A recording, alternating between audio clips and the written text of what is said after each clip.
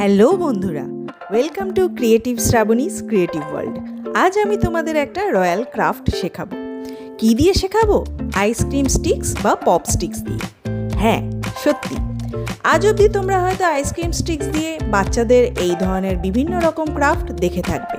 আমি নিজেই অনেক সময় শিখিয়েছি, কিন্তু আজ যেটা শেখাবো সেটা একদমই অন্যরকম। আজ আমি তোমাদের এই রয়্যাল লুকসের নেম প্লেট বানানোটা শেখাবো। এটা আমারই বাড়ির নেম প্লেট। এর আগে আমি আরও 2-3 রকমভাবে নেম প্লেট বানিয়েছি, কিন্তু দুঃখজনকভাবে সেগুলোর আজ আর অস্তিত্ব নেই। তাই এই নতুন প্রচেষ্টা। তাহলে শুরু করি। আগেই বললাম এটা আমরা বানাবো আইসক্রিম স্টিক্স বা পপ স্টিক্স দিয়ে।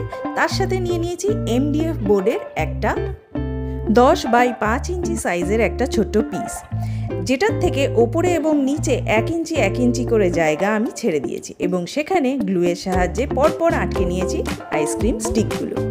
আমার এই MDF বোর্ডের সাইজটা একটু ছোট হওয়ায় আইসক্রিম স্টিকগুলো পরপর বসিয়ে এটাকে একটা লম্বাটে শেপ দিয়ে নেম প্লেট বানানোর আইডিয়াটা আমার মাথায় আসে।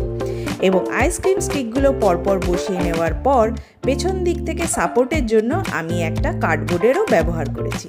লম্বা একটা কার্ডবোর্ডের পিসকে কেটে নিয়ে সেখানেও গ্লুয়ের সাহায্যে এইভাবে আইসক্রিম স্টিকগুলোর পেছন দিকে আটকে নিয়েছি, যাতে ওটা সমানভাবে থাকে।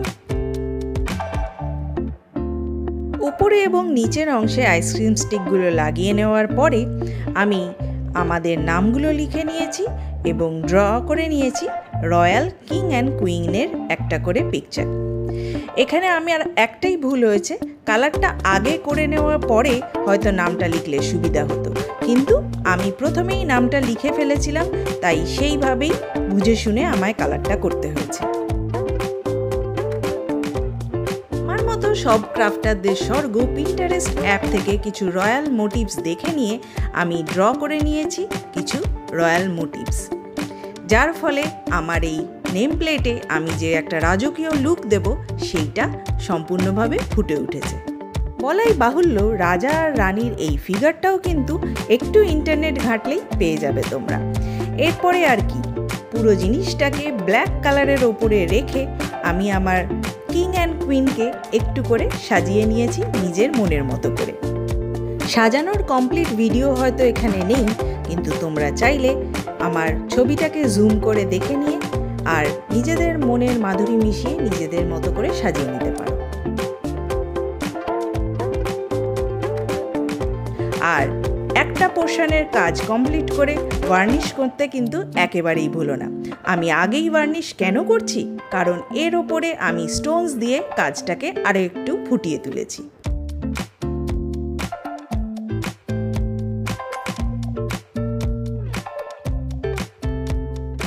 আমার নেম প্লেটটা 3টে ভাগে ভাগ রয়েছে।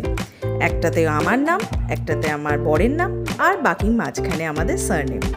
সেই জায়গাটাকেই সাজিয়ে তোলার জন্য আইসক্রিম স্টিকের মাথাগুলোকে 1 ইঞ্চি পরিমাণ মাপ নিয়ে কেটে নিয়েছি এবং সেটাকে পরে কিভাবে সাজিয়ে তুলেছি সেটা তোমরা দেখতেই পাবে। এইভাবেই একটু একটু করে কাজটাকে শেষ করে নিয়ে চলে এলাম তোমাদের সামনে আমার কাজের ফাইনাল লুক।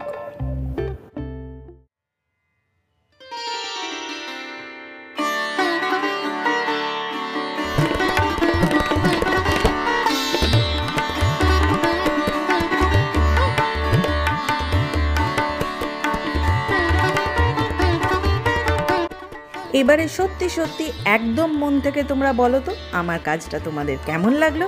কমেন্ট করে জানাবে তো? তোমাদের কমেন্টের অপেক্ষায় থাকলাম। আর চ্যানেলে নতুন হলে চ্যানেলটাকে সাবস্ক্রাইব করতে কিন্তু একেবারেই ভুলো না। বন্ধুদের সাথে শেয়ার করো, যাতে তারাও এইরকম ইজি এবং সুন্দর ক্রাফট শিখে নিতে পারে। তাহলে আজকের মতো এখানেই বিদায়। দেখা হবে পরের কোনো এরকমই সুন্দর একটা ইজি ক্রাফটের ভিডিওতে। টাটা।